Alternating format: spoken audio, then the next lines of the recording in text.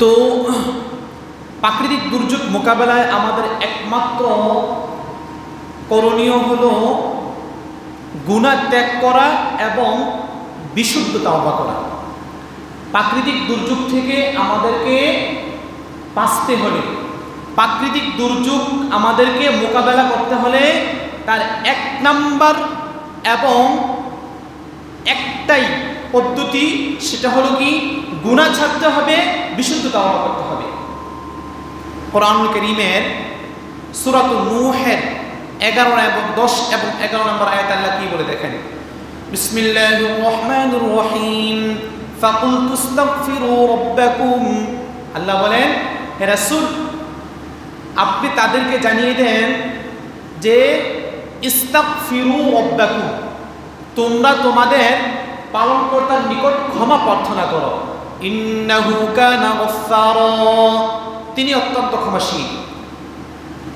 ইউরসিলিস সামাআ আলাইকুম মিদরারা, তিনি তোমাদের উপর মুষলধারে বৃষ্টি বর্ষণ করবেন। ওয়া ইউমদিদুকুম বিআমওয়ালিন ওয়া বানিনা ওয়া ইয়াজআল লাকুম জান্নাত ওয়া ইয়াজআল লাকুম আনহারা, তিনি তোমাদের ধন সম্পদ সন্তান সন্তানি বাড়িয়ে দিবেন, তোমাদের জন্য উদ্যান স্থাপন করবেন এবং তোমাদের জন্য নদী নালা প্রবাহিত করবেন। তাহলে এগুলো করার প্রথম শর্ত হলো তোমাদেরকে কি করতে হবে, ফাকুলতু ইস্তাগফিরু রাব্বাকুম, তোমরা তোমাদের রবের নিকট ক্ষমা প্রার্থনা করো। তাহলে আমরা যদি আমাদের রবের নিকট ক্ষমা প্রার্থনা করি, আমাদের রব আমাদেরকে ক্ষমা করবেন, আমাদের দোয়াকে কবুল করবেন, আমাদের ধন সম্পদ সন্তান সন্তানকে বাড়িয়ে দিবেন, আমাদের জন্য আকাশ থেকে রহমতের বৃষ্টি বর্ষণ করবেন, আমাদের জন্য উদ্যান তৈরি করবেন, হ্যাঁ, তারপরে আমাদের জন্য কি করবেন, নদী নালা প্রবাহিত করে দিবেন। এটা এক নম্বর শর্ত কি, ফাকুলতু ইস্তাগফিরু রাব্বাকুম, তোমরা আল্লাহ তাআলার কাছে ক্ষমা প্রার্থনা করো।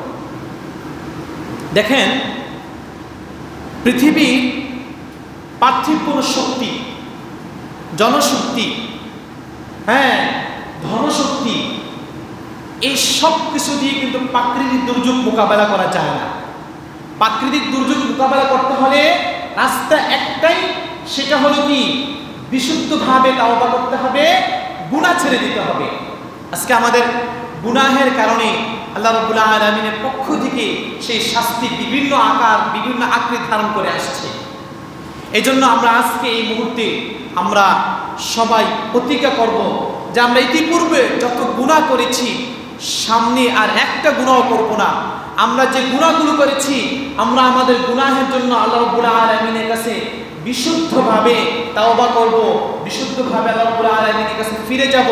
আমরা যে গুনাহ করেছি এগুলোর জন্য আল্লাহ রাব্বুল আলামিনের কাছে আমরা অনুতপ্ত হব, লজ্জিত হব, সামনে ভবিষ্যতে আর কখনো গুনাহ করব না বলে প্রতিজ্ঞা করব।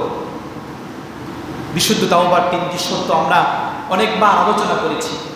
তাহলে প্রাকৃতিক দুর্যোগ মোকাবেলা করার জন্য এক নাম্বার এবং অনন্য পদ্ধতি পন্থা হলো একটাই, সেটা হলো গুনাহ ছেড়ে দিতে হবে এবং বিশুদ্ধভাবে আল্লাহ রাব্বুল আলামিনের কাছে তাওবা করতে হবে।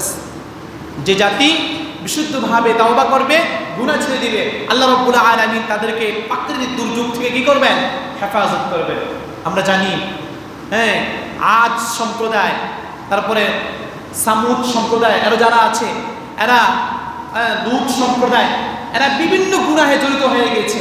আল্লাহ রাব্বুল আলামিন এদেরকে এমন প্রাকৃতিক দুর্যোগ